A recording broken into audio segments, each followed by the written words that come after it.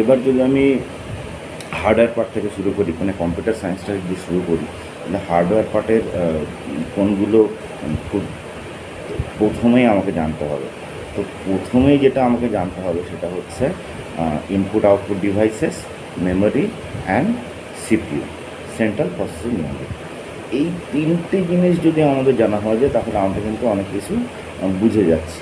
কিন্তু এটা একদম শুনতে যতটা সহজ লাগলো, ঠিক মানে পড়তেও ঠিক কঠিন লাগবে। আর যদি আপনারা অ্যাপ্লিকেশন প্রসিডিওরে যান তাহলে তো কোনো কথাই নেই, এটা একটা হিউজ হয়ে দাঁড়াবে। তো প্রথমে আমরা শুরু করি input output devices. Input output devices যেমন আপনারা জানেন যে input are the mouse, keyboard, and output are the printer, then it may be a monitor output. So these are the output devices. Memory devices is very complex. তার থেকে আরও complex হলো আপনার CPU devices. ঠিক আছে, আমরা এক এক করে এগোবো। হ্যাঁ, ঠিক আছে, আপনারা এনজয় করুন। Thank you.